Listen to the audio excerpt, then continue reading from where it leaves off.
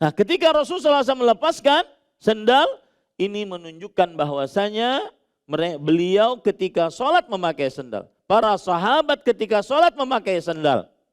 Makanya para ulama berijma' memakai sandal di dalam sholat lebih utama dibandingkan tidak memakai sendal. Karena mencontoh Rasulullah SAW menyelisihi kaum Yahudi.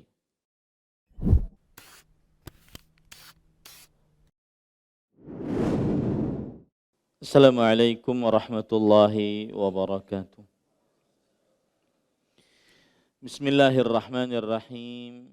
Innal hamdalillah nahmaduhu wa nasta'inuhu wa nastaghfiruh wa na'udzu billahi min shururi anfusina wa sayyiati a'malina.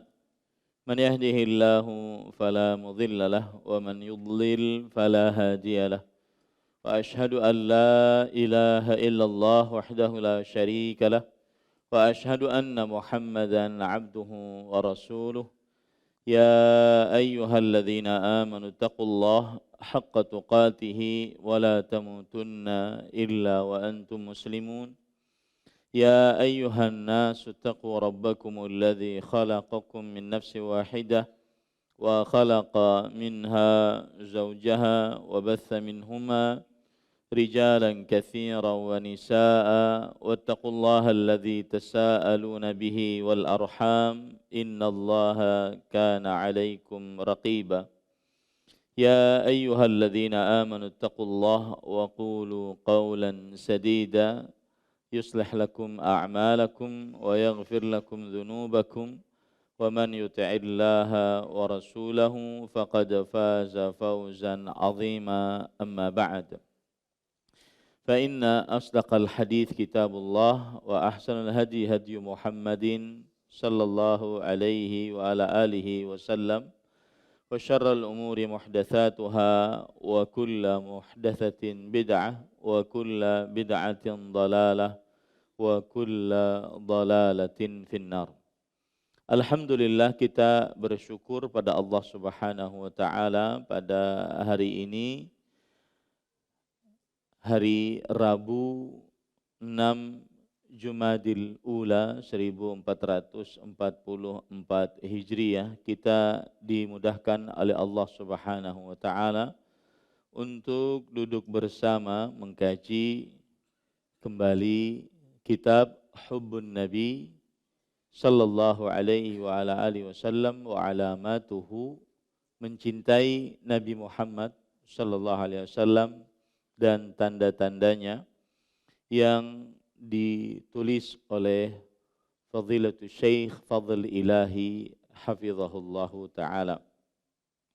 Salawat dan salam semoga selalu Allah berikan kepada Nabi kita Muhammad sallallahu alaihi wa ala alihi wasallam, pada keluarga beliau, para sahabat, serta orang-orang yang mengikuti beliau sampai hari kiamat kelak. Dengan nama-nama Allah yang husna dan sifat-sifatnya yang ulia, kita berdoa, Allahumma inna nas'aluka ilman nafi'an wa rizqan tayyiban wa amalan mutaqabbala, Allahumma amin. Ahibati fillah, afanillah wa iyyakum, kaum muslimin yang saya cintai karena Allah, semoga Allah Subhanahu wa taala selalu memberikan afiat kepada kita di dunia dan di akhirat. Pada kesempatan kali ini kita membahas masih di dalam al-alamah ats-tsalitsah, tanda cinta yang ketiga, yaitu imtithalu awamirihi wajtinabu nawahi, yaitu mengerjakan perintah-perintah Rasulullah sallallahu alaihi wasallam dan menjauhi larangan-larangan Rasulullah sallallahu alaihi wasallam. Ahibati fillah, afanillahu iyyakum, Bapak Ibu, saudara-saudari jamaah Masjid Imam Syafi'i Banjarmasin yang saya cintai karena Allah, semoga Allah Subhanahu wa taala selalu memberikan afiat kepada kita di dunia dan di akhirat.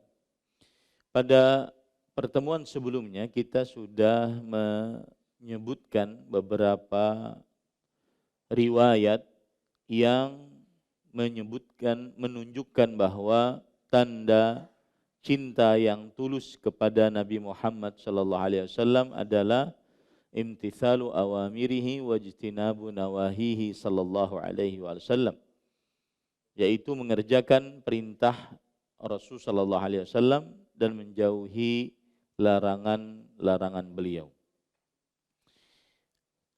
Riwayat yang pertama yaitu bersegeranya kaum Ansar untuk menghadap wajahnya dan seluruh tubuhnya ke arah Ka'bah Al-Musyarrafah saat ada seorang dari utusan Rasul sallallahu alaihi wasallam yang memberitahukan bahwa Ka'bah sudah berpindah atau kiblat sudah berpindah dari Baitul Maqdis ke Al-Ka'bah Al-Musyarrafah. Ini menunjukkan bersegeranya mengerjakan perintah Rasulullah sallallahu alaihi wasallam meskipun mereka sedang di dalam sholat dan meskipun yang membawa kabar tersebut hanya satu orang. Kemudian yang kedua adalah bersegeranya para sahabat Nabi radhiyallahu anhum untuk berkumpul saat bersinggah ketika di dalam safar, sebagaimana perintah Rasul sallallahu alaihi wasallam. Sehingga dikatakan kalau seandainya mereka itu diselimuti dengan satu selimut, maka niscaya akan mencukupi buat mereka, karena saking bersegeranya mengerjakan perintah Rasul sallallahu alaihi wasallam saat bersafar.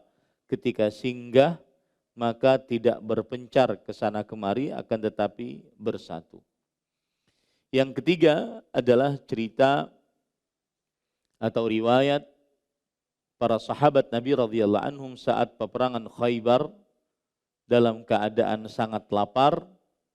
Kemudian mereka sudah menyembelih keledai piaraan dan memasaknya sehingga tinggal dibagikan. Kemudian datang utusan Rasul sallallahu alaihi wasallam yang menyatakan bahwa keledai piaraan diharamkan untuk dimakan oleh Allah dan Rasulnya sallallahu alaihi wasallam, diharamkan untuk kaum muslimin. Maka pada saat itu daging-daging yang sudah dimasak tersebut dituang atau dibalikkan dan tidak dimakan sedikit pun, padahal mereka dalam keadaan sangat lapar.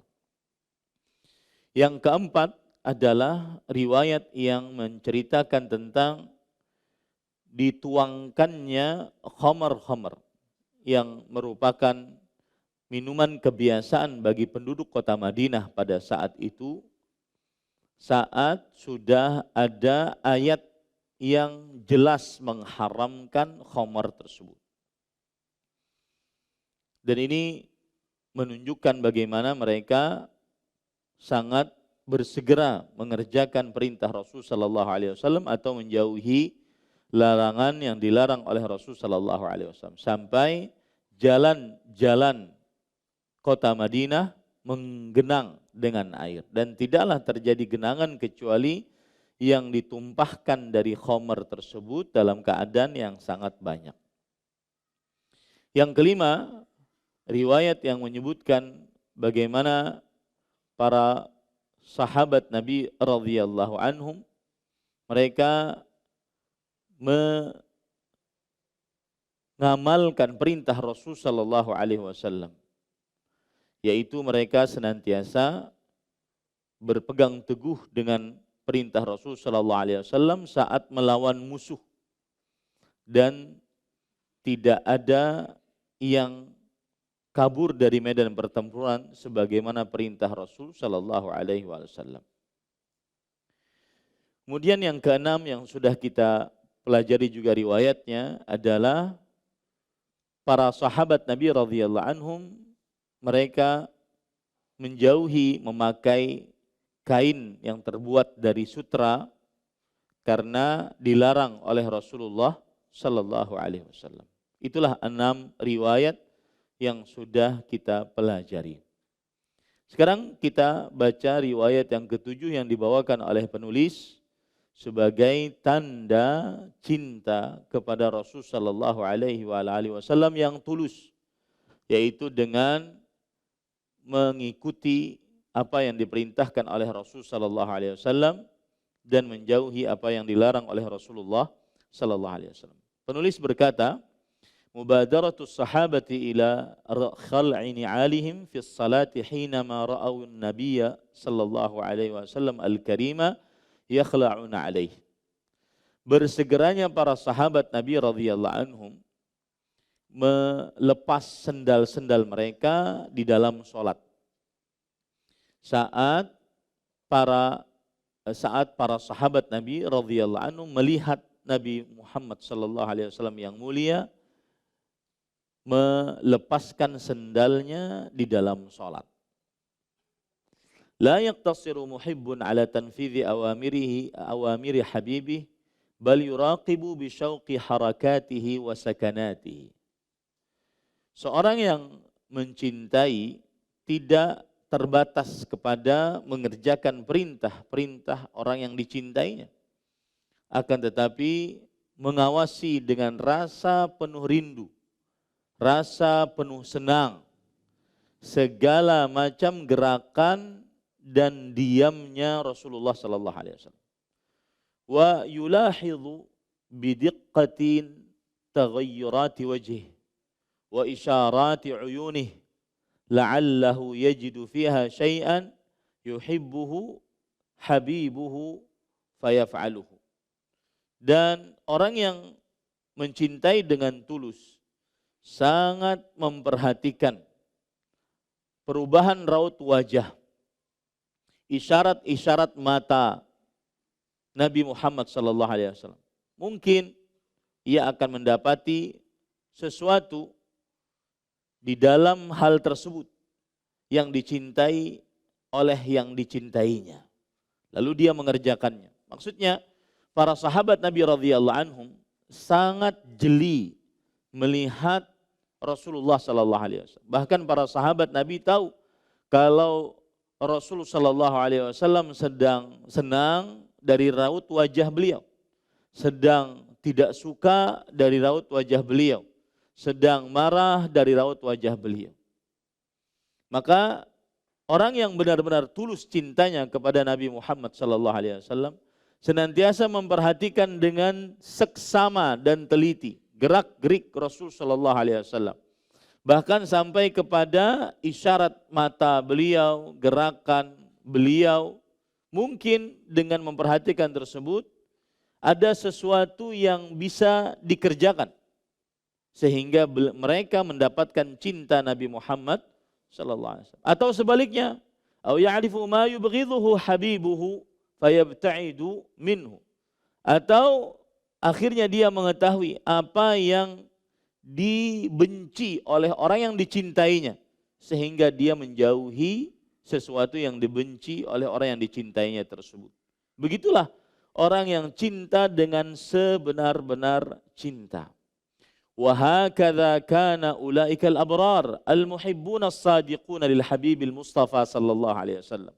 Demikianlah para sahabat Nabi, orang-orang yang terbaik, orang-orang yang mencintai dengan tulus kepada Nabi tercinta, Nabi pilihan Muhammad sallallahu alaihi wasallam. Lam yaqifu 'inda imtithali amrihi wa ijtinabi nawahi. Tidak terbatas hanya dengan menjalankan perintahnya, menjauhi larangan-larangannya, bal kanu yutabi'una af'alah. Ini perhatikan. Bahkan mereka mengikuti dengan seksama perbuatan-perbuatan Rasul sallallahu alaihi wasallam. Karena memang tanda orang yang mencinta dengan tulus adalah bukan hanya jika diperintah dikerjakan, larangan dijauhi, tidak, tetapi benar-benar mengikuti Rasulullah sallallahu alaihi wasallam. Perbuatan beliau, gerak-gerik beliau, kemudian ucapan beliau sallallahu alaihi wa alihi wasallam. Wa yulahidun tasarrufatihi bihubbin wa taqdirin wa syauqin wa hirsan ala liqtida'i bihi.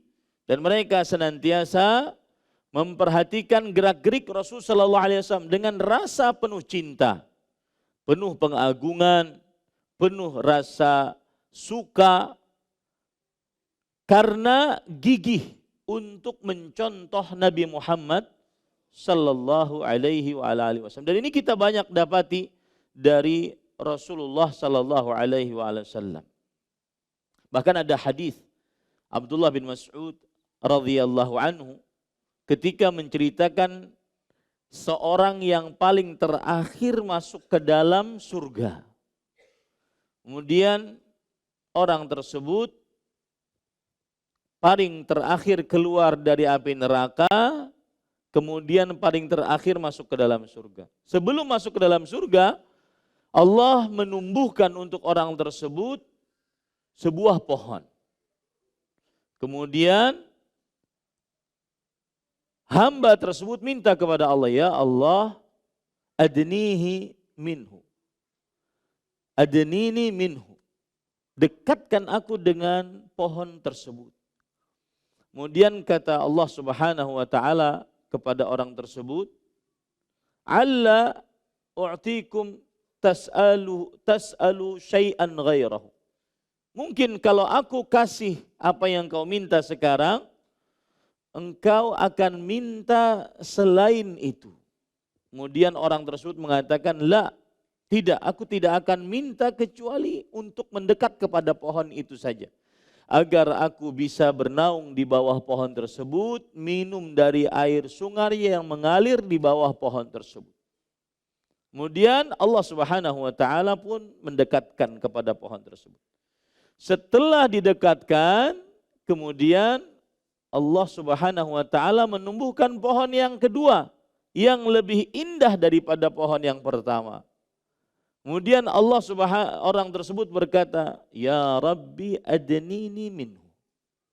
Wahai Allah, dekatkan aku dengan pohon tersebut yang kedua. Kemudian Allah mengatakan, "Wahai anak Adam, bukankah engkau telah berjanji kepadaku untuk tidak minta selain itu?" Tetapi Allah Subhanahu wa taala memberikan uzur kepada hamba tersebut karena dia tidak tahu apa yang dia tidak tahu kecuali apa yang dia lihat.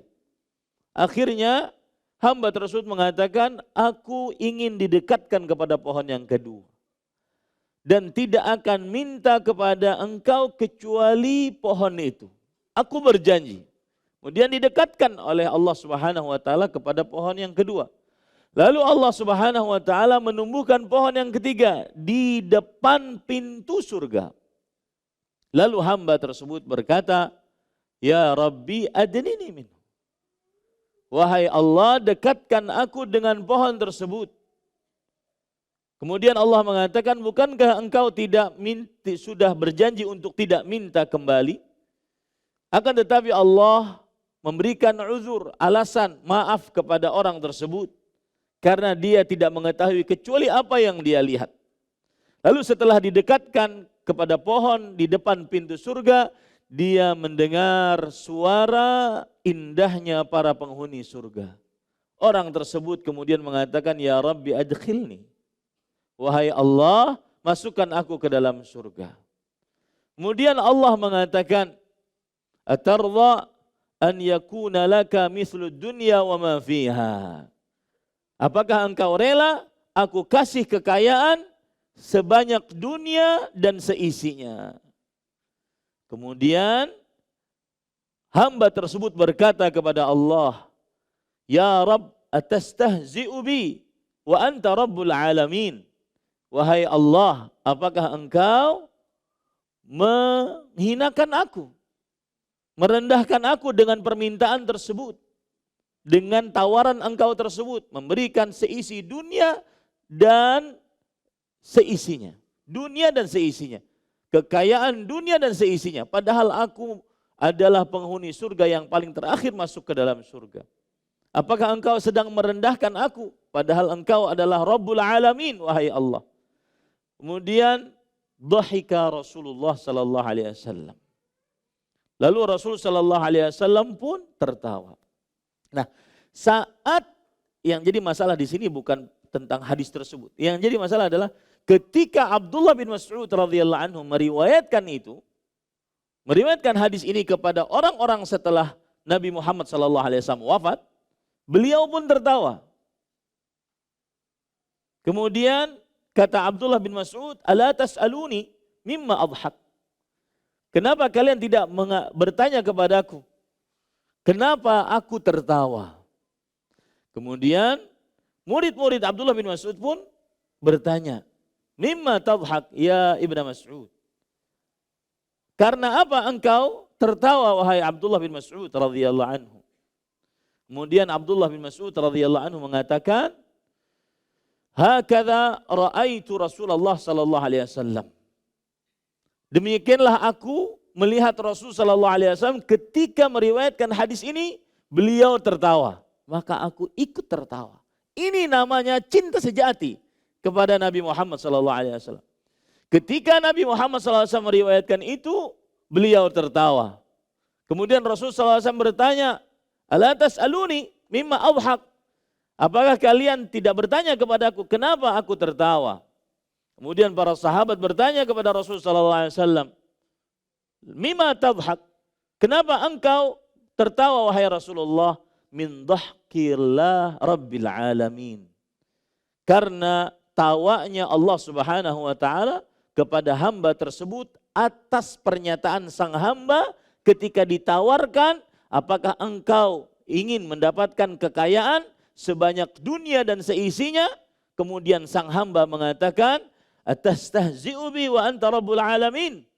Wahai Allah, apakah engkau menghinakan aku padahal engkau adalah Rabbul Alamin? Lihat, yang jadi masalah di sini adalah Abdullah bin Mas'ud saat meriwayatkan hadis tertawa sebagaimana Rasul sallallahu alaihi wasallam ketika meriwayatkan hadis tertawa. Beginilah pecinta sejati terhadap Rasulullah sallallahu alaihi wasallam. Sangat memperhatikan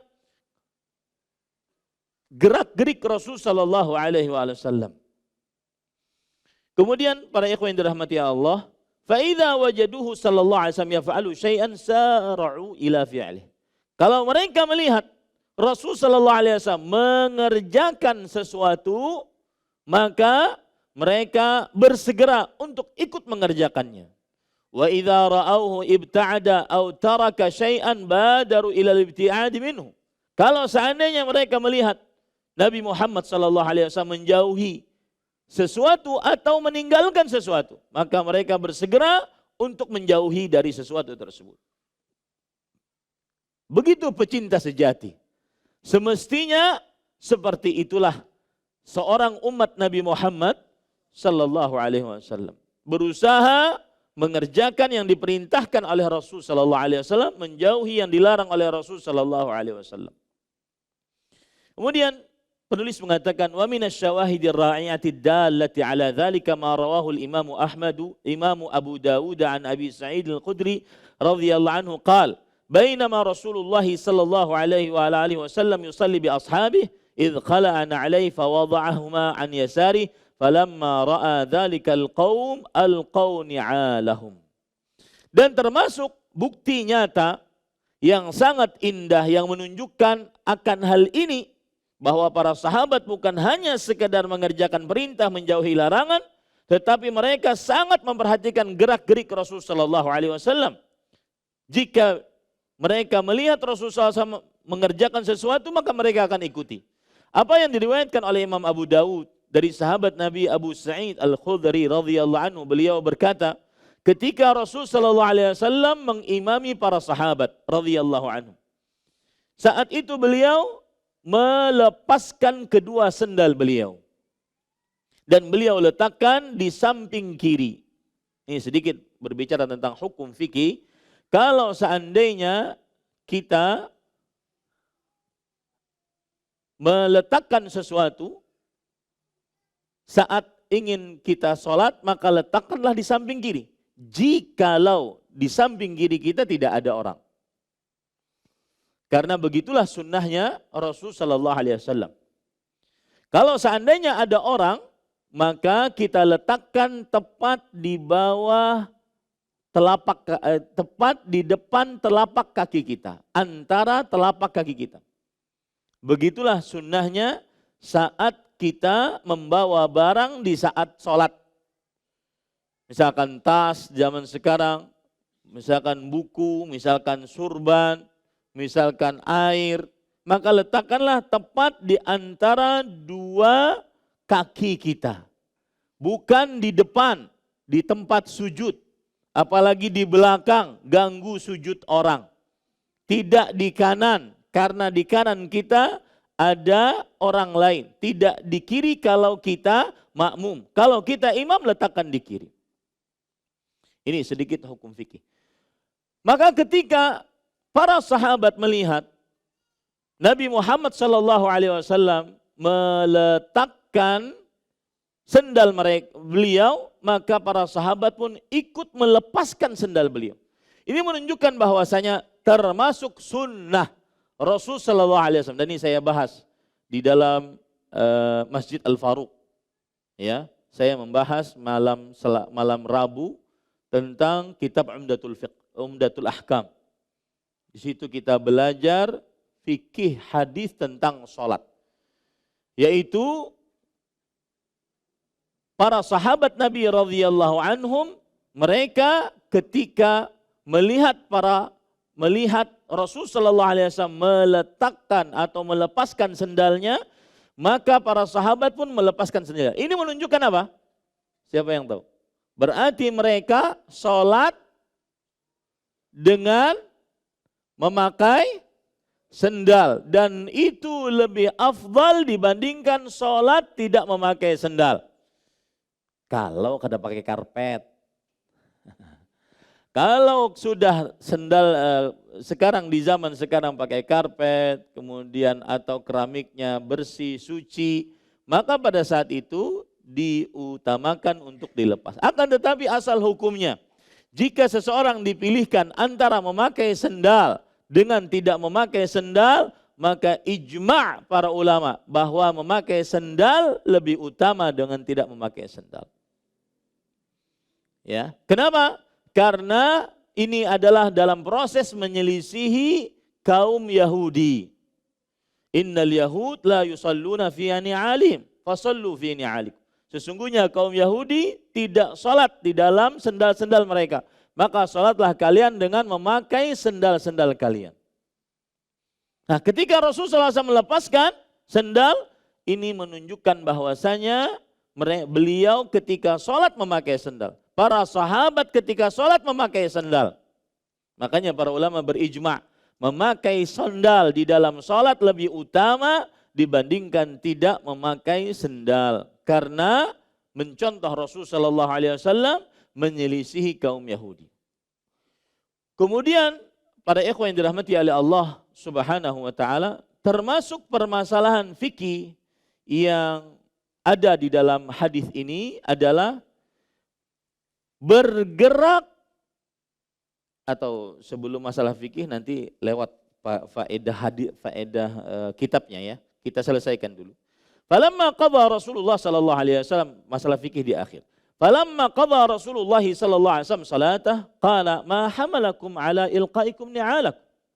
Apa yang menyebabkan kalian setelah selesai salat, Nabi Muhammad sallallahu alaihi wasallam bertanya, apa yang menyebabkan kalian melepaskan sendal kalian? Ini menunjukkan bahwa Nabi Muhammad sallallahu alaihi wasallam mempunyai keistimewaan mukjizat, bisa melihat dari belakang.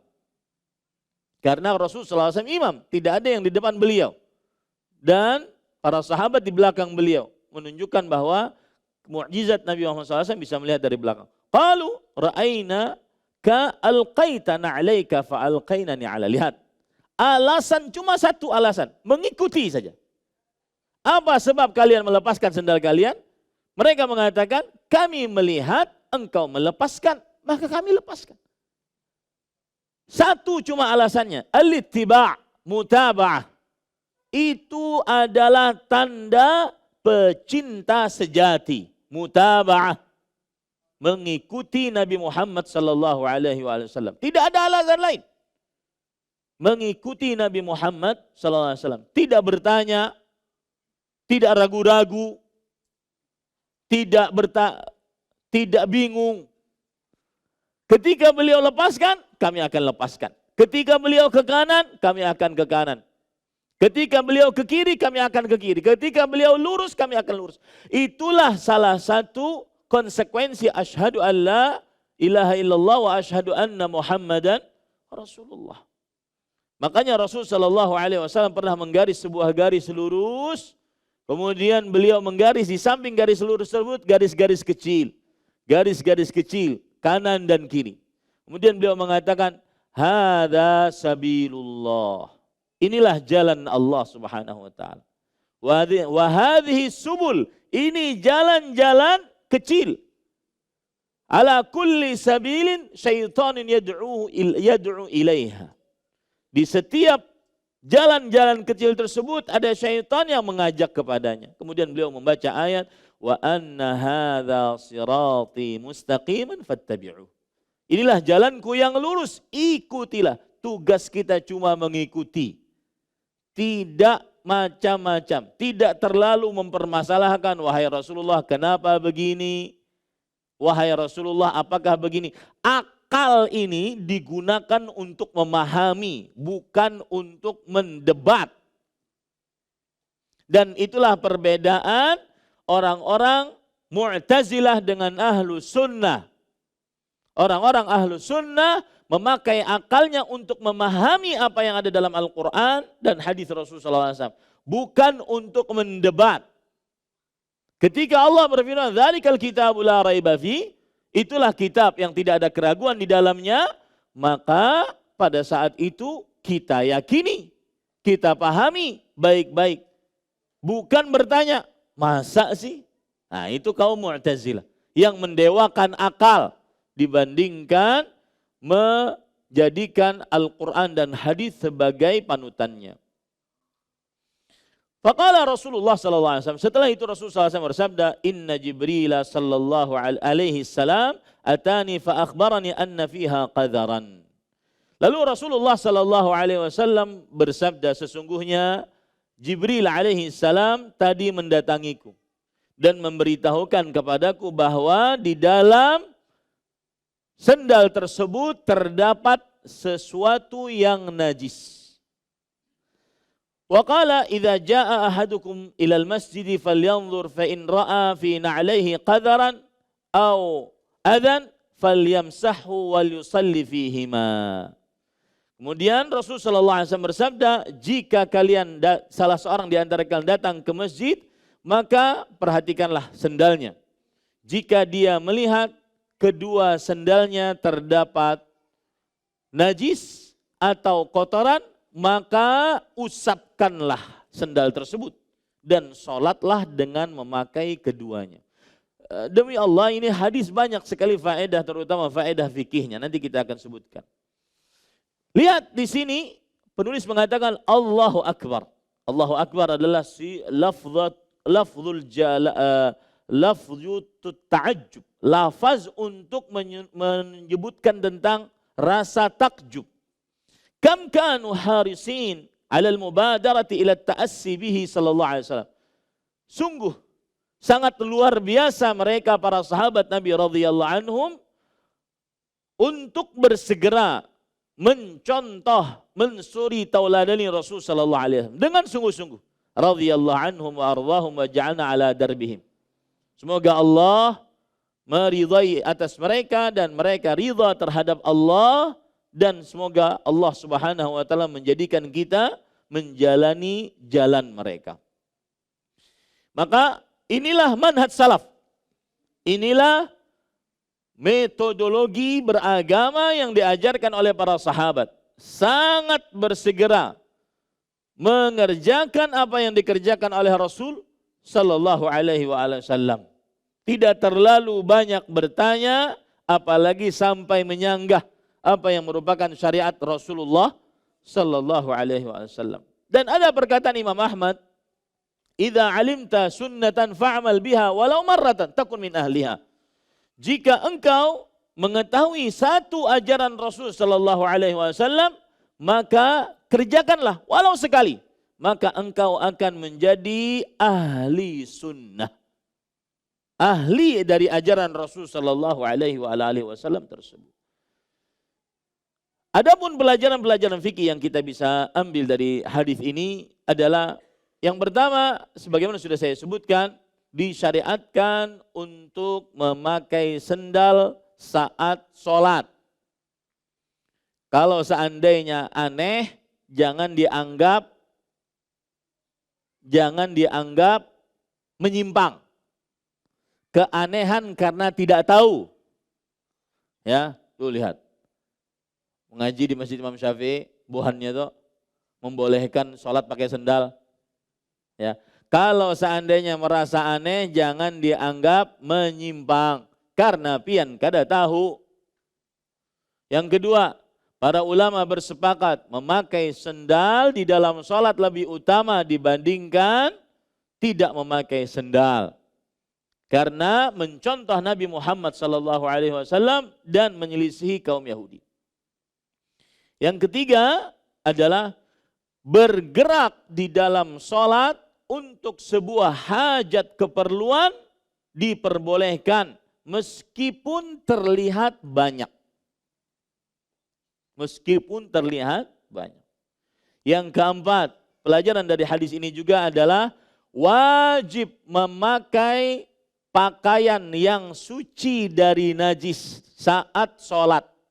Ini dalil yang menunjukkan bahwa wajibnya memakai pakaian yang suci terlepas dari najis, baik itu najisnya mukhaffafah atau najisnya mughalladhah, maka wajib untuk bersih dari tempat sholat saat digunakan di dalam sholat. Kemudian yang kelima, apabila seseorang saat sedang sholat mendapati di pakaiannya ada najis dan dia bisa hilangkan, maka sah sholatnya dan dilanjutkan sholatnya. Sah sholatnya dan dilanjutkan sholatnya. Apabila seseorang sholat, sedang sholat baru dia tahu bahwasanya ada najis dan dia bisa hilangkan. Ya, misalkan cicak, mohon maaf, tahinya karas. Kada minum loh cicaknya. Ya, kemudian nemblok di sini, kita hilangkan. Maka pada saat itu kita jika hilang maka sah sholatnya. Jika hilang sah sholatnya.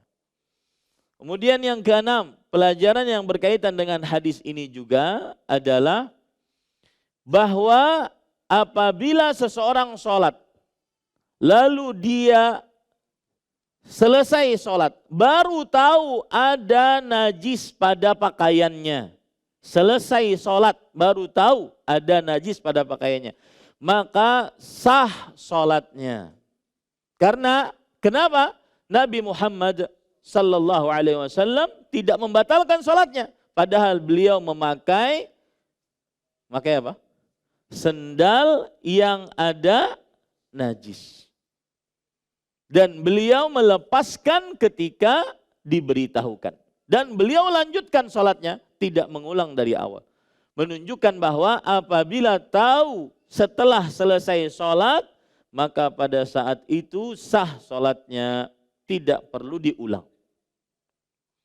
Ini beberapa hukum fikih yang kita bisa ambil dari hadis yang luar biasa. Tetapi yang menjadi pelajaran bagi kita adalah bahwa begitulah seorang pecinta sejati terhadap Rasulullah SAW.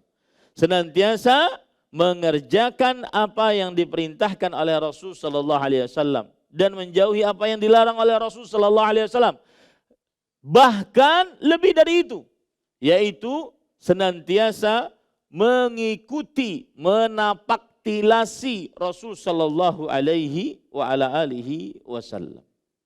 Tetapi saya berpesan, terutama ini zaman lagi ramai-ramai umroh, ya, maka tidak disyariatkan untuk naik ke gunung-gunung yang mungkin di situ ada sejarah Rasulullah sallallahu alaihi wasallam yang berkaitan dengannya. Seperti Jabal Nur yang di situ terdapat Goa Hira. Rasul sallallahu alaihi wasallam bertahannuts, beribadah di situ sampai datang Jibril dan akhirnya mendapatkan wahyu yang pertama. Tidak disyariatkan naik ke atas itu. Ya. Kenapa? Karena Rasul sallallahu alaihi wasallam setelah beliau berhijrah ke kota Madinah, 4 kali beliau berumrah selama hidup beliau setelah berhijrah, tidak pernah menaiki gunung tersebut kembali, tidak pernah memerintahkan para sahabat ke sana, dan para sahabat Nabi radhiyallahu anhum sepenjak Rasul sallallahu alaihi wasallam pun tidak pernah pergi ke sana.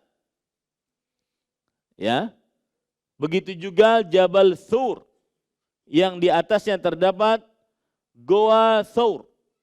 Tempat Rasul sallallahu alaihi wasallam bermalam selama 3 malam. Malam Jumat, malam Sabtu, malam Ahad. Dari mulai tanggal 27 Safar tahun ke-14 Hijriyah. Tahun ke-14 kenabian maksud saya. Tidak disyariatkan untuk datang ke sana. Dan ada saja dari kaum muslimin datang ke sana. Bahkan ada warung Indomie di sana. Di atas. Ya, subhanallah. Nah, ini para ikhwan yang dirahmati Allah. Jadi mengikuti gerakan Rasul sallallahu alaihi wasallam harus yang memang disyariatkan oleh Rasulullah sallallahu alaihi wa alihi wasallam. Taib, yang ke-8 itu cerita yang ke-7. Yang ke-8 bukti cinta dengan mengikuti perintah menjauhi larangan. Khalla'al mar'atu sawariyaha 'inda istima'i tahdidin Nabi sallallahu alaihi wasallam al-karim. Seorang perempuan melepaskan gelang-gelangnya saat mendengar ancaman dari Nabi yang mulia Muhammad sallallahu alaihi wasallam. Cerita yang ke-8, seorang wanita melepaskan gelang emasnya karena mendengar ancaman dari Nabi yang mulia Muhammad sallallahu alaihi wasallam. Penulis berkata, "Lam yakun ittiba'un Nabi al-Karimi sallallahu alaihi wasallam min qibalir rijali fahasbu." Bukan pengikutan terhadap Nabi mulia Muhammad sallallahu alaihi wasallam dari para lelaki saja. Bal kana kadzalika minal mu'minatis shadiqat allawati ahbabnahu sallallahu alaihi wasallam. Tetapi juga berasal dari wanita-wanita yang beriman yang sangat mencintai Nabi Muhammad sallallahu alaihi wasallam. Wa min asy-syawahid ad-dallati 'ala dzalika ma rawahu al-Imam Ahmad an Abdullah bin Amr bin radhiyallahu anhuma qala. Dan termasuk dari bukti hal tersebut adalah yang ditunjukkan oleh apa yang diriwayatkan oleh Imam Abu Daud dari Abdullah bin Amr bin As radhiyallahu anhuma, beliau berkata, "Inna imra'atan atat Rasulullah sallallahu alaihi wasallam wa ma'aha ibnatun laha." Ada seorang wanita membawa anak perempuannya menemui Rasul sallallahu alaihi wasallam. Wa fi yadi ibnatiha masakatan ghalidhatan min dhahab. Dan di tangan anak perempuan dari sang ibu tersebut ada 2 gelang yang tebal terbuat dari emas. Ada 2 gelang yang tebal terbuat dari emas. Kemudian Rasul sallallahu alaihi wasallam bertanya, "Atu'tina zakata hadha?" Wahai sang ibu, apakah engkau mengasih zakat atas gelang yang dipakai oleh anakmu ini? Kemudian sang ibu mengatakan, "La, tidak wahai Rasulullah." Mungkin karena beliau tidak tahu. Qala ayasurruki an yusawwirakillahu bihima yaumal qiyamah siwaraini min nar. Apakah engkau ingin, wahai sang ibu, Allah Subhanahu wa taala memberikan gelang kepadamu dengan gelang api pada hari kiamat. Karena emas-emas yang tidak diberikan zakat padanya itu akan dijadikan lempengan-lempengan api pada hari kiamat. Sebagaimana yang Allah Subhanahu wa taala sebutkan dalam surah At-Taubah. Allah Subhanahu wa taala menyebutkan di dalam surah At-Taubah tentang orang-orang yang menyembunyikan emas dan peraknya, tidak mau bayar zakat, kemudian mereka emas dan peraknya tersebut akan dijadikan lempengan-lempengan api, ditempelkan pada bagian tubuh yang sangat rentan dengan panas, di dahi, kemudian di punggung dan di lambung. Allah Subhanahu wa taala berfirman dalam surah At-Taubah ayat 34-35 yang berbunyi, yauma yuhma 'alaiha fi nari jahannam fatukwa biha jibahuhum wa junubuhum wa zuhuruhum hadza ma kanaztum li anfusikum fadzuqu ma kuntum taknizun. Pada hari itu orang-orang yang tidak mau bayar zakat, emas dan peraknya akan dijadikan lempengan-lempengan api dari neraka jahanam. Kemudian ditempelkan pada dahi, punggung, dan lambung. Dan ini 3 bagian yang sangat panas kalau ditempelkan sesuatu yang panas. Kada percaya, coba aja. Ya. Karena Allah Subhanahu wa taala tidak menyebutkan sesuatu dengan abathan, sesuatu yang sia-sia. Pasti ada manfaatnya disebutkan oleh Allah Subhanahu wa taala. Dan di sini terdapat pelajaran menarik, sedikit keluar, bahwa Imam Ibnu Katsir rahimahullah di dalam kitab Tafsir Al-Qur'anil Azim, kitab tafsir Ibnu Katsir beliau menyebutkan sebuah kaidah, man ahabba syai'an wa qaddamahu ala ta'atillah udziba bih. Siapa yang mencintai sesuatu, dia mencintai emasnya, dan dia dahulukan kecintaan tersebut dibandingkan kecintaan kepada Allah, maka niscaya di akhirat dia akan disiksa dengan apa yang dia cintai tersebut. Seseorang mencintai emas dan peraknya, tidak mau dia bayar zakat atasnya, maka di akhirat dia akan disiksa dengan emas dan peraknya. Dijadikan emas dan peraknya sebagai lempengan-lempengan api, ditempelkan pada bagian tubuh yang sangat rentan dengan sesuatu yang panas.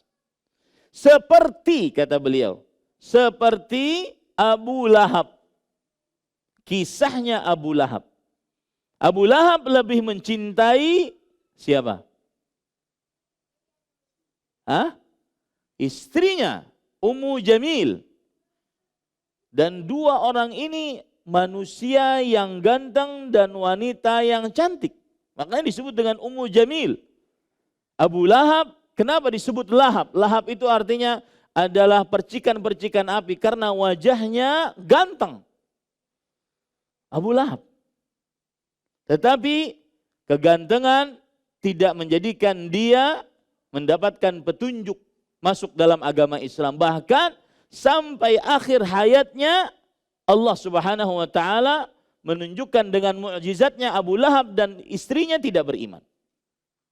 Abu Lahab lebih mendahulukan cintanya kepada istrinya Ummu Jamil dibandingkan beriman kepada Rasulullah sallallahu alaihi wasallam. Abu Lahab namanya siapa? Amr ibn Hisham. Ya. Atau Abdul Uzza. Abu Lahab ini adalah paman Nabi Muhammad. Taib. Kemudian para ikhwan yang dirahmati oleh Allah Subhanahu wa taala, setelah itu apa yang terjadi? Karena dia lebih mendahulukan cintanya kepada istrinya dibandingkan kepada Allah dan Rasulnya, maka yang akan menyiksa Abu Lahab di akhirat siapa? Istrinya. Wa imra'atuhu hammalatal hatab fi jidiha hablum min masad. Allah berfirman, tabbat yada abi lahabi wa tabb ma aghna anhu maluhu wa ma kasab. Sayasla naran dzatal lahab. Celaka kedua tangan Abu Lahab. Celakalah kedua tangannya. Dia akan dibakar oleh api neraka. Sayasla naran dzatal lahab, yang menyala-nyala. Wa imra'atu hammalatal hatab, dan istrinya pembawa kayu bakar. Jadi Abu Lahab sudah dibakar oleh Allah Subhanahu wa taala, dibawakan kayu bakar oleh siapa? Istrinya, yang lebih mendahulukan cinta kepada selain Allah, yang dicintainya tersebut akan menyiksanya kelak di hari kiamat. Yang dicintainya tersebut akan menyiksanya kelak di hari kiamat. Ini para ikhwan yang dirahmati oleh Allah. Makanya Rasulullah SAW mengatakan, inginkah engkau Allah Subhanahu wa taala memberikan gelang kepadamu dengan dua gelang tersebut pada hari kiamat, tapi dari api. Kemudian fakhala'athuma fa'alqathuma ila Rasulillah sallallahu alaihi wasallam wa qalat huma lillahi azza wa jalla wa li rasulih. Setelah itu, setelah ucapan Rasulullah SAW tadi, tanpa mencela-mencela, tanpa berpikir panjang, tanpa ya Rasulullah ini, enggak. Langsung dilepaskan oleh sang ibu, kemudian dilempar kepada Rasulullah SAW. Kemudian setelah itu, si perempuan ini berkata, keduanya itu hanya untuk Allah dan Rasulnya Sallallahu Alaihi Wasallam. Makanya ada sekelompok dari kaum Islam yang kadang-kadang menebar kain, kemudian melempar emasnya, melempar duitnya. Dikira riwayatnya diambil dari ini. Karena bahasanya itu dilempar. Ya, kadang itu juga. Jadi boleh saja tidak harus dilempar. Tetapi inilah contoh bagaimana seorang perempuan yang beriman ketika dikatakan oleh Rasulullah SAW bahwa emas tersebut jika tidak dizakati akan dijadikan sebagai gelang-gelang api yang digelangkan oleh Allah Subhanahu wa taala kelak pada hari kiamat. Padahal sebenarnya tidak harus dibuang, tidak harus dilempar, tidak harus dilepaskan. Cukup dia bayar zakat. Tetapi ketika sudah ada ancaman, maukah engkau? Hanya sekedar bertanya, maukah engkau itu gelang nanti menjadi gelang bagimu dua-duanya di hari kiamat tapi berasal dari api.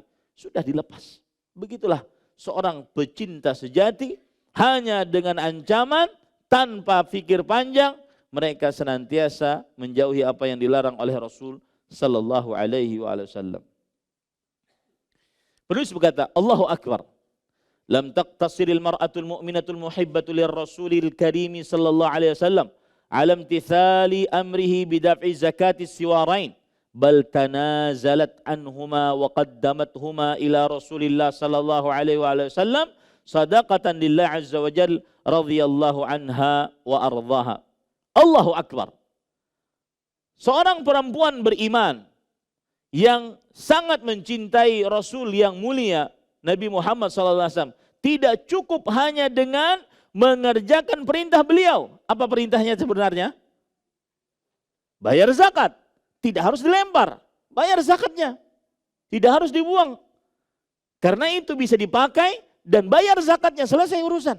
Tetapi beliau menurunkan semuanya itu dan beliau berikan dua emas tersebut kepada Rasul sallallahu alaihi wasallam sebagai sedekah yang diperuntukkan untuk mendapatkan pahala dari Allah Subhanahu wa taala. Semoga Allah meridai perempuan tersebut dan semoga Allah Subhanahu wa taala, semoga beliau juga ridha kepada Allah Subhanahu wa taala.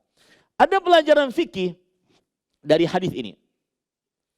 Yang pertama yaitu apa hukum mengeluarkan zakat emas dan perak.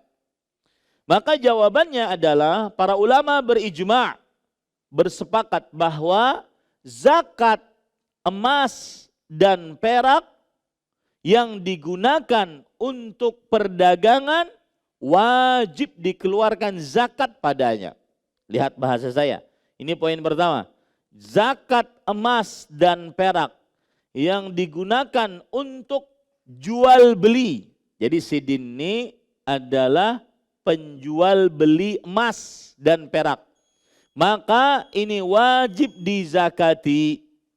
Emasnya wajib dizakati, peraknya wajib dizakati, kemudian uang yang hasil penjualan tersebut juga wajib dizakati. Itu poin yang pertama. Poin yang kedua, emas dan perak yang haram untuk dimiliki wajib dizakati. Yang haram untuk dimiliki wajib dizakati.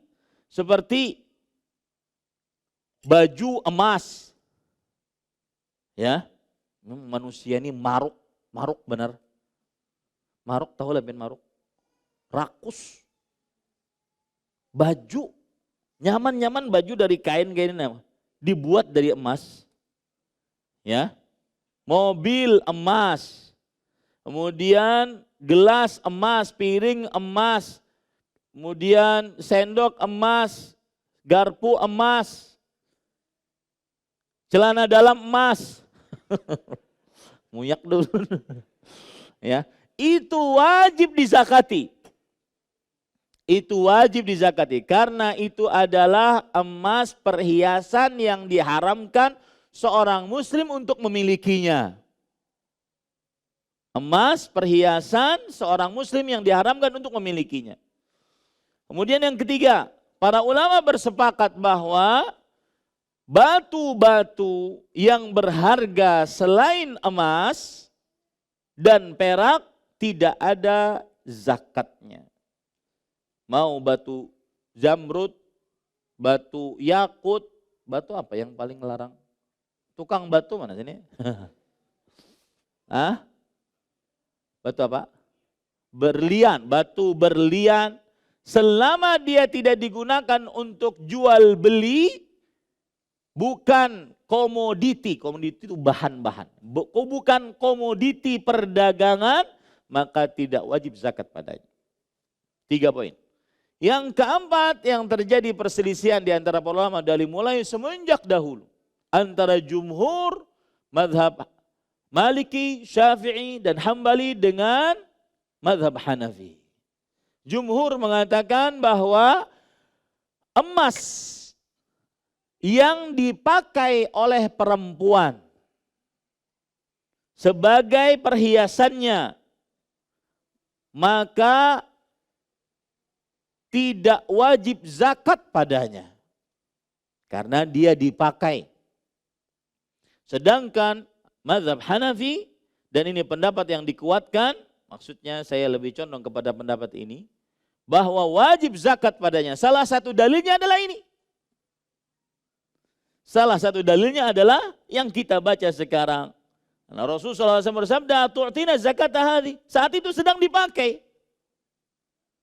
Kemudian juga keumuman ayat yang menyebutkan bahwasanya wajib untuk emas dan perak dizakati. Keumuman ayat yang disebutkan dalam surah At-Taubah ayat 34-35 yang kita baca tadi. Maka itu pelajaran yang kita bisa ambil dari hadis tadi. Taib yang ke-9, cerita yang terakhir dalam tanda cinta yang ketiga ini adalah iltisaqun nisa bil jidar tanfidhan li amrihi sallallahu alaihi wasallam bil masyi fi hafatit tariq. Ini pelajaran sangat luar biasa, terutama di zaman sekarang. Menempelnya para perempuan di dinding-dinding kota Madinah untuk melaksanakan perintah Rasul sallallahu alaihi wasallam, yaitu berjalan di samping-samping jalan khusus bagi perempuan.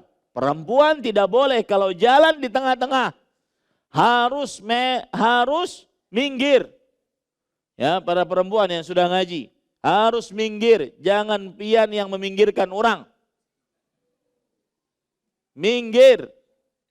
Ya, Ini bukan untuk merendahkan perempuan, tetapi ini syariat Rasul dan pasti di dalamnya ada faidah dunia sebelum akhirat. Dan permasalahan ini sangat penting di zaman sekarang. Bahkan saya sampai pesan kepada beberapa pengajian-pengajian perempuan yang waktu COVID online, dan mereka adalah komunitas-komunitas hijab, cadar. Saya katakan, wahai saudari-saudari muslimah, jika kalian memang masih eksis untuk menegakkan syariat, bercadar, berjilbab yang benar, maka adakan kajian. Undang ustadz yang followersnya jutaan-jutaan itu, yang perkataannya membuat orang-orang kembali, para wanita muslimah kembali untuk memperhatikan jilbabnya dan cadarnya. Jangan bercadar, jilbab dahulu, yang sesuai dengan apa yang ditunjuki dalam syariat Nabi Muhammad sallallahu alaihi wasallam. Karena di zaman sekarang salah satu yang sangat ironi sekali adalah terbukanya aurat, dan itu adalah termasuk dari tanda hari kiamat yang disebutkan oleh Rasul sallallahu alaihi wasallam. Dan hati-hati anak perempuan. Kadang-kadang abahnya ngaji setiap malam di Masjid Imam Syafi'i, duduk di hadapan ustadznya. Anak perempuannya di kamar jual buah dadanya, jual pantatnya, jual jogetnya. Karena dengan itu dia dapat duit. Hati-hati para ikhwan yang dirahmati oleh Allah Subhanahu wa taala. Anak perempuan kita, para lelaki harus mempunyai rasa gairah terhadap anak perempuannya, terhadap keluarga perempuannya. Dimulai dari istrinya, kemudian anaknya, cucu perempuannya, ke atas ibunya, neneknya. Kemudian setelah itu saudari-saudarinya, bibinya, keponakan perempuannya, dan seterusnya. Harus punya gairah, rasa gairah untuk menutup aurat, tidak menjadi sumber godaan bagi laki-laki yang bukan mahramnya. Maka jaga betul, karena itu tanda dia lelaki sejati. Tanda lelaki sejati adalah seorang lelaki yang menjaga aurat keluarga perempuannya. Dimulai dari istrinya, anak perempuannya, cucu perempuannya, ibunya, neneknya, kemudian saudari-saudarinya, keponakan perempuannya, bibinya, dan kerabat-kerabatnya yang lain. Maka itulah lelaki sejati. Karena Rasul sallallahu alaihi wasallam bersabda, "Thalathatun la yadkhulul jannata abadan." 3 orang yang tidak masuk surga selama-lamanya. Maksud selama-lamanya di sini adalah lama dia di neraka. Salah satunya adalah ad-dayyuth alladhi yuqirru fi ahlihi al-khubth. Seorang lelaki yang membiarkan terjadi kenistaan terhadap keluarga-keluarga perempuannya. Berpakaian ketat sehingga seperti tidak berpakaian karena seluruh lekuk tubuhnya kelihatan. Berpakaian transparan, tipis sehingga tidak seperti berpakaian karena seluruh bentuk tubuhnya, warna kulit tubuhnya kelihatan. Berpakaian tetapi sebagian terbuka. Berpakaian yang memakai minyak wangi. Berpakaian tetapi berdandan. Kelihatan perhiasannya, nampak rambut yang indahnya, make up pada wajahnya, kemulusan kulitnya, dan seterusnya. Hati-hati dengan keluarga-keluarga perempuan kita. Tidak usah banyak bicara tentang ini dan itu. Perhatikan keluarga kita saja. Ya ayyuhalladzina amanu qu anfusakum wa ahlikum nara. Wahai orang-orang yang beriman, jagalah diri kalian dan keluarga kalian dari api neraka. Lihat bagaimana perempuan kota Madinah. Mereka senantiasa nyangkut pakaiannya di dinding-dinding kota Madinah karena ingin mengerjakan perintah Rasul sallallahu alaihi wasallam agar menjaga hishmah, menjaga sifat malu yang dimiliki oleh seorang perempuan, dan itulah harta paling berharga bagi seorang perempuan setelah akidahnya. Sifat malunya, sifat sucinya, sifat tidak tersentuhnya dengan laki-laki yang bukan mahramnya di saat zaman yang sangat asing akan syariat itu.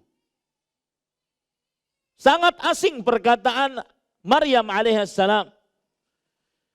Anna yakunu li walad walam yamsasni bashar. Bagaimana aku memiliki anak sedangkan aku belum pernah tersentuh oleh seorang lelaki pun. Syariat ini di zaman sekarang sangat asing. Sesuai dengan hadis Rasul sallallahu alaihi wasallam, bada'al islamu ghariban wa sayaudu ghariban kama bada'.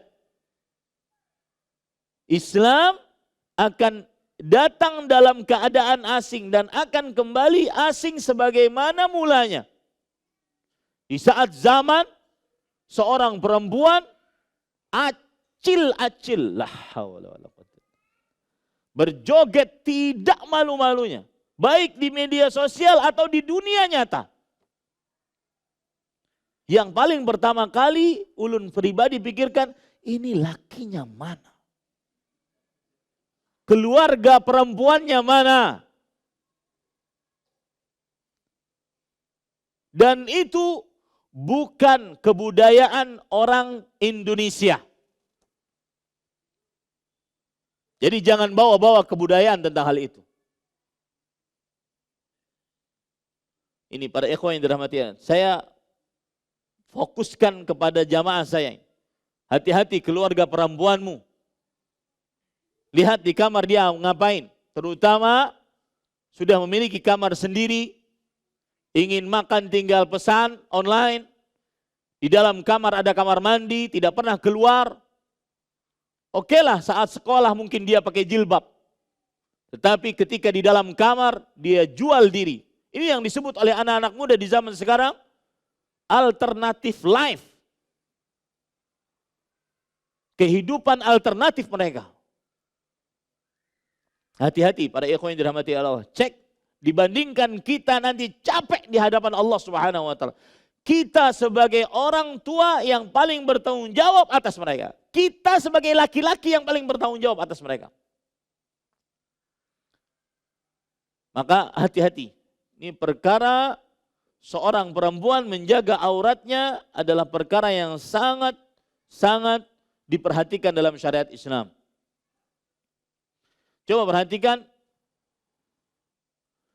penulis kemudian mengatakan, wala yadhunnanna ahad anna mithla tilkal musarah ila imtithali amril habibil karimil mustafa alaihi salatu wassalam min imra'atin mu'minatin kana amran nadiran. Jangan sekali-kali seorang pun mengira bahwa bersegera mengerjakan perintah Rasul sallallahu alaihi wasallam, nabi mulia, nabi tercinta, nabi pilihan. Semoga salawat dan salam hanya dari seorang perempuan yang beriman itu adalah jarang terjadi.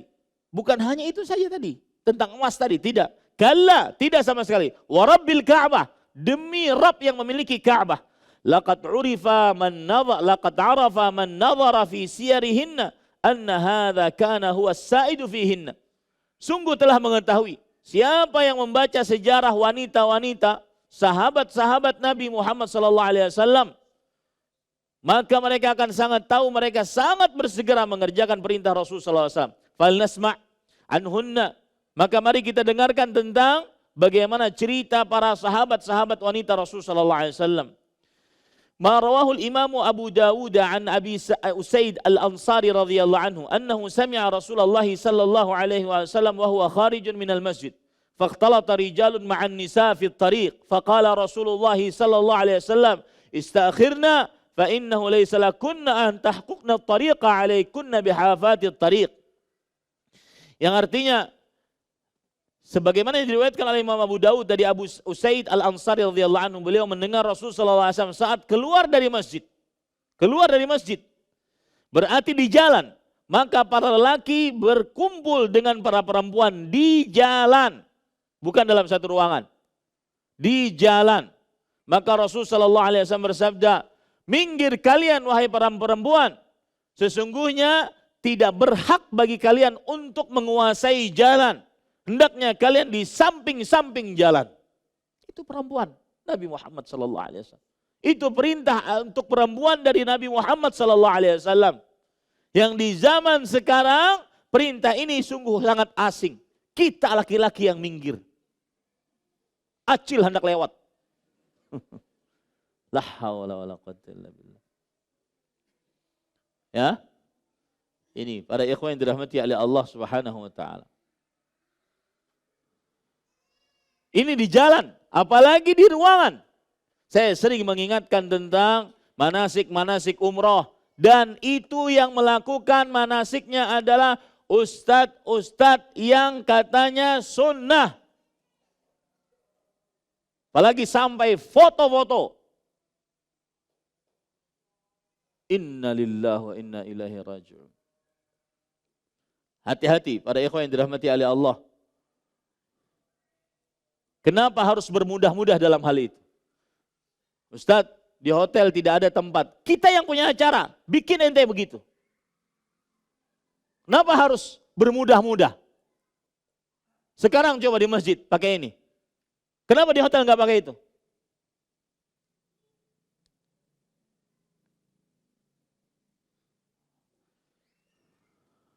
Ya, hati-hati para ikhwan yang dirahmati. Kecuali kalau seandainya keadaannya sangat terpasak, tidak ada Ustaz.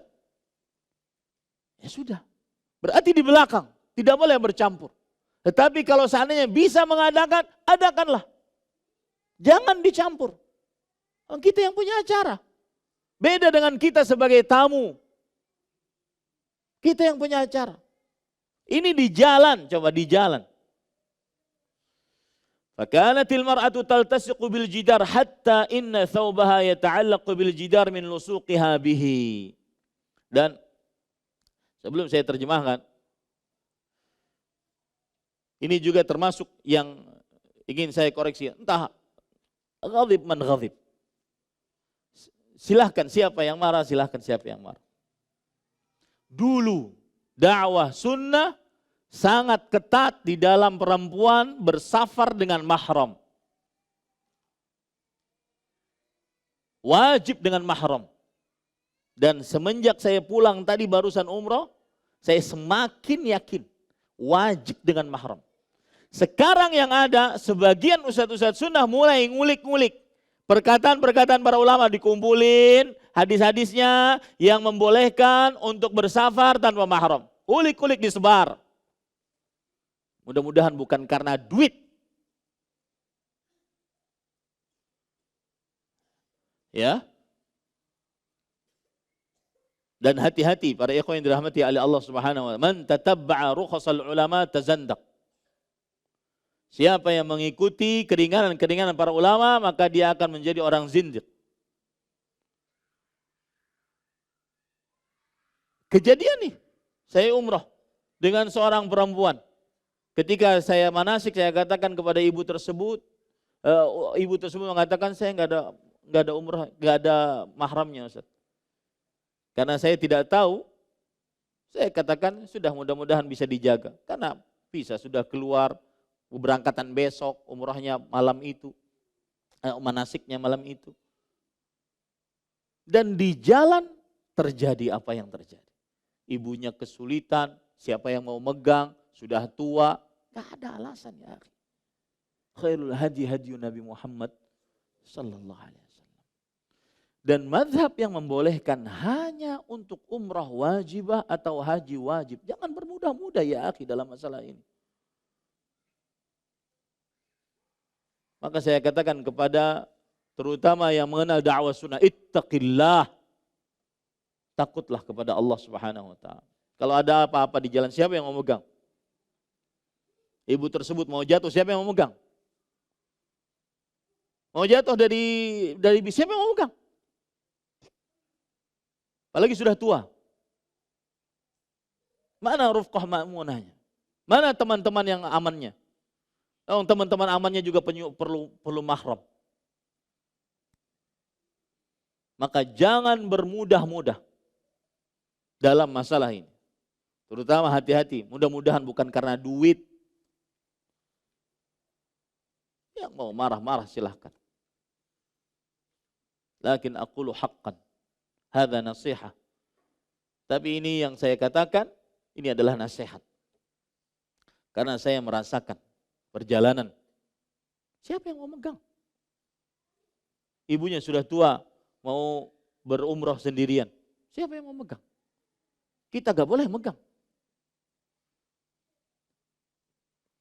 Perempuan yang lain yang memerlukan bantuan.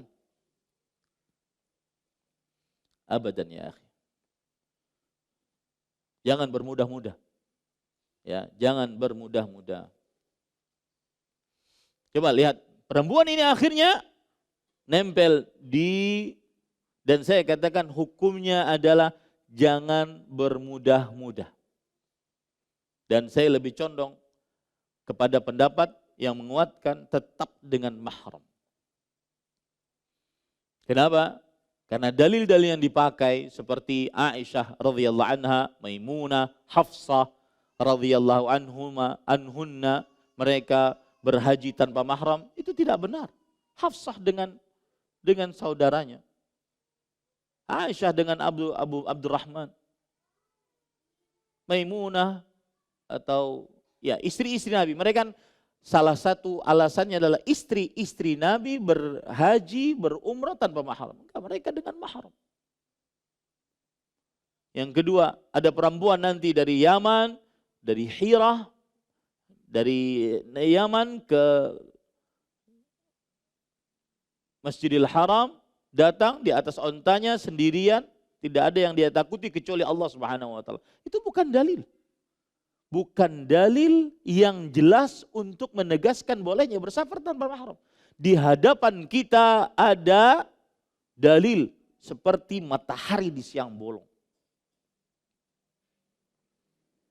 Maka jangan bermudah-mudah. Saya katakan itu jangan bermudah-mudah. Kalaupun ada yang ingin, sangat ingin, dan dia punya uang, punya kesehatan, sangat ingin, ada teman ma'ruf, dan dia haji wajib, haji yang umrah yang wajibah, maka itu hak dia untuk pergi. Tetapi kita tetap berpendapat tidak diwajibkan dia untuk pergi. Karena tidak ada mahram.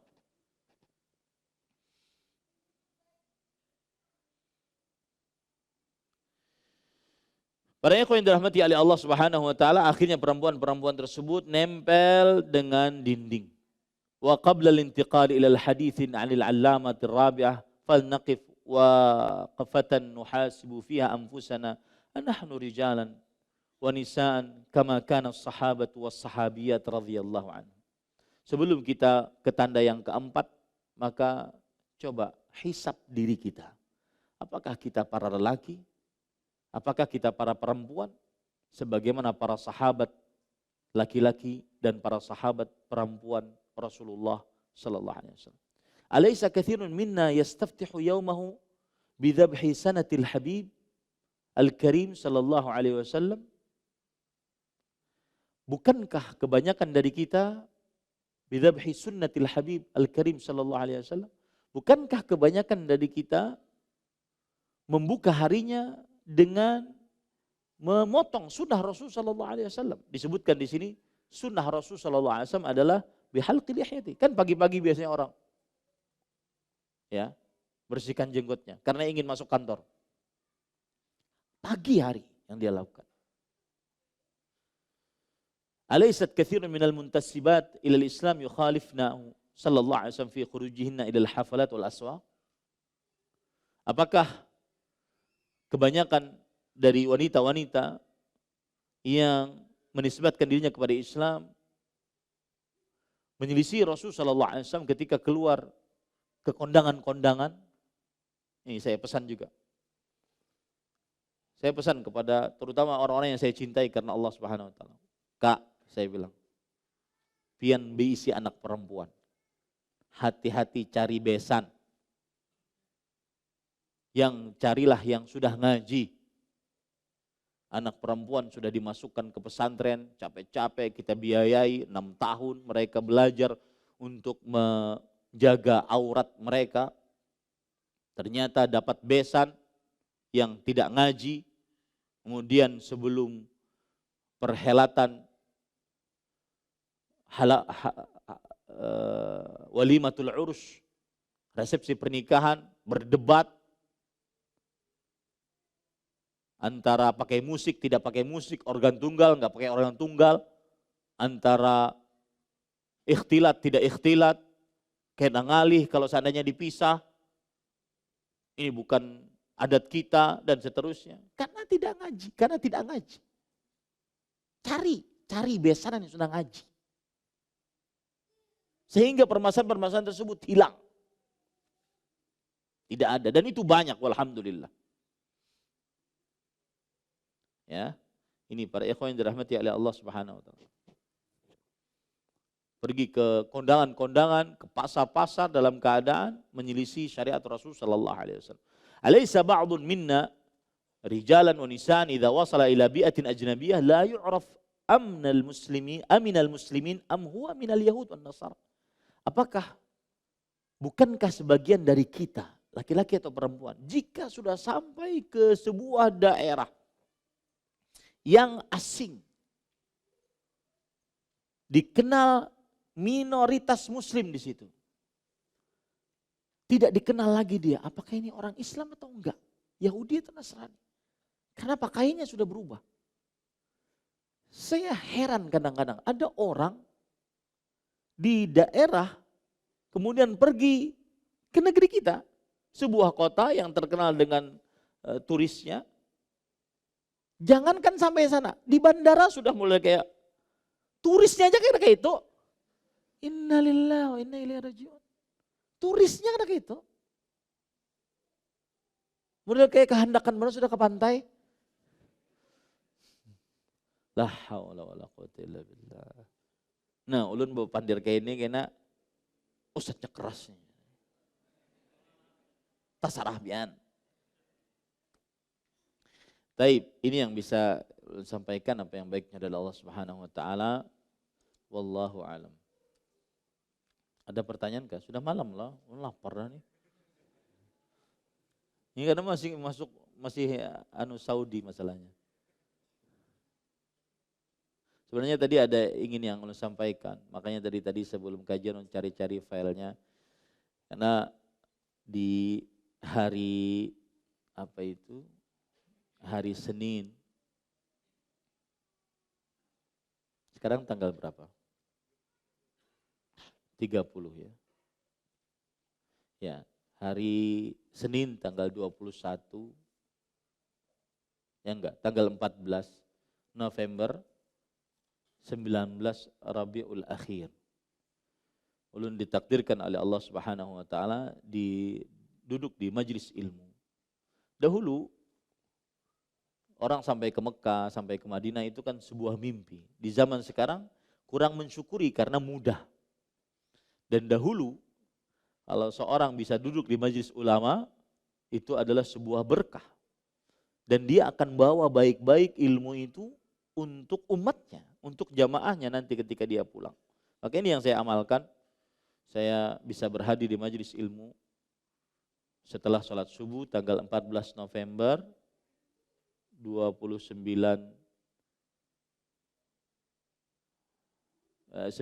Rabiul Akhir di majelis ilmu bersama Syekh Al-Allamah Profesor Dr. Abdul Razak bin Abdul Muhsin Al-Badr hafizahumullah ta'ala.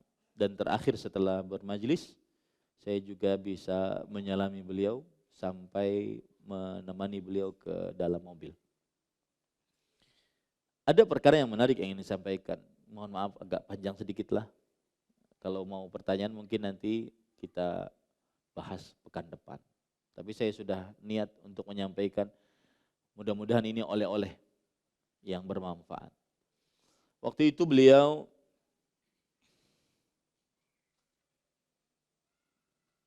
menyampaikan sebuah hadis yang diriwayatkan oleh Imam Muslim dari Abu Hurairah radhiyallahu anhu. Rasulullah sallallahu alaihi wasallam bersabda, "Al-mu'minul qawi khairun wa ahabbu ila Allah minal mu'minil dha'if wa fi kullin khair." Seorang yang beriman yang kuat lebih baik dan lebih dicintai oleh Allah dibandingkan orang yang beriman yang lemah. Kata beliau, kata kuat di sini bukan kuat jasmani. Kalau seandainya ada orang yang sering nge-gym, ya, menguatkan, membesarkan otot tubuh, bukan itu yang dimaksud. Tetapi yang dimaksud adalah quwwatul fil qulub. Kekuatan di dalam qalb, di dalam hati, sanubari. Kemudian beliau menyebutkan perkataan Shumait ibn Ajlan rahimahullah, seorang ulama salaf.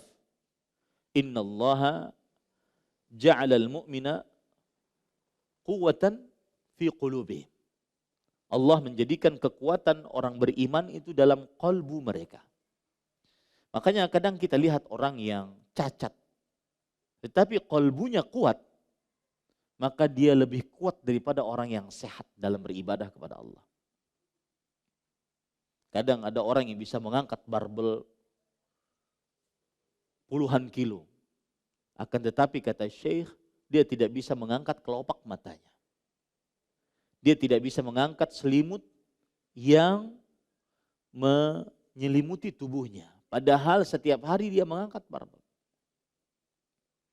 Dan berdasarkan kisah ini atau berdasarkan hadis ini, beliau pernah bercerita juga dalam kesempatan yang lain. Bahwa di Masjid Nabawi, beliau pernah di hadapan beliau ada seorang Indonesia. Kaki kirinya buntung. Di bulan Ramadan. Tetapi orang tersebut sholat dari mulai setelah imam selesai tarawih sampai sahur. Padahal satu kakinya buntung. Kata beliau, saya tidak tahu orang tersebut. Tapi sampai saat ini saya masih mendoakan orang tersebut dengan kebaikan. Karena orang tersebut sudah mengajari kepada saya tentang sebuah perkara besar. Annal i'aqah laysat fil abdan, walakinnal i'aqata fil qulub. Cacat bukan pada tubuh manusia, tapi cacat pada qalbu seseorang. Berapa banyak orang yang matanya rabun, tetapi dia bisa menghatamkan Al-Quran sebulan sekali. Menghafal Al-Quran. Berapa banyak seorang yang sindrom, ngomong susah, tetapi dia bisa menghatamkan Al-Quran, bisa menghafal Al-Quran. Sedangkan yang sehat sangat jauh dengan Al-Quran. Sedangkan yang sehat sangat jauh dengan Al-Quran. Nah, ini mujahadah. Ini pelajaran yang menarik. Bahwasanya kekuatan yang dimaksud bukan kekuatan tubuh, tapi kekuatan pada hati. Kemudian para ikhwan yang dirahmati oleh Allah Subhanahu wa taala, termasuk pelajaran yang bisa diambil juga dari majelis tersebut adalah yaitu bermujahadah, karena waktu itu majelisnya majelis mujahadah, bersungguh-sungguh untuk taat kepada Allah. Dan saya lihat hadis ini sangat luar biasa di zaman sekarang, bermujahadah untuk menjaga lisan. Bermujahadah untuk menjaga lisan.